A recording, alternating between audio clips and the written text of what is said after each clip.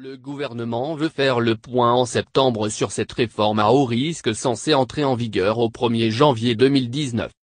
La réforme du prélèvement à la source aura-t-elle lieu?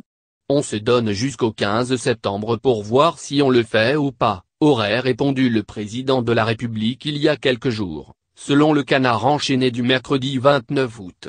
Même signe de fébrilité à Matignon. Interrogé sur les propos rapportés d'Emmanuel Macron, l'entourage du Premier ministre assure certes qu'aucun report n'est à l'ordre du jour. Mais, de même source, on ajoute aussitôt, on passe les jalons un à un et, en septembre, on appuiera sur le bouton si tout continue d'aller bien. Bref, à 4 mois de l'entrée en vigueur de ce que Gérald Darmanin, ministre de l'Action et des Comptes Publics, présente comme la plus grande réforme de l'impôt sur le revenu depuis sa création, le gouvernement reconnaît qu'il n'est pas absolument sûr de la lancer.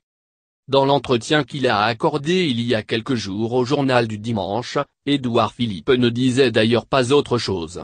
Nous ferons le point sur la préparation de cette réforme dans les prochaines semaines, avait-il déclaré, semant le doute sur les intentions du gouvernement.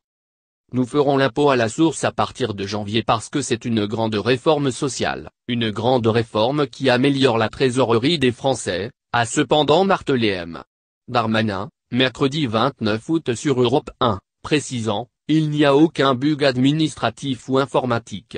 Il est normal que le président de la République et le Premier ministre surveillent que les choses se passent bien.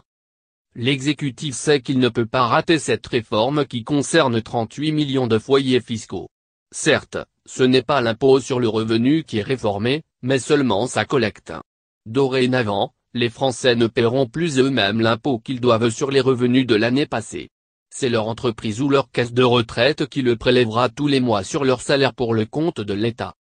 Le prélèvement à la source représente deux enjeux pour le gouvernement. Le premier est technique, c'est une grosse machine à la tuyauterie compliquée qu'il faut régler et les risques de cafouillage ne sont pas négligeables. Mais l'enjeu est également politique. Au moindre faux pas, le gouvernement sait qu'il sera sur la sellette. Cette réforme à tiroir a déjà réservé des surprises. Les particuliers qui recourent à des employés à domicile ou les contribuables qui bénéficient de crédits ou de réductions d'impôts se sont ainsi aperçus qu'ils étaient dans un angle mort de la réforme. Le gouvernement a dû, dans l'urgence, trouver des solutions.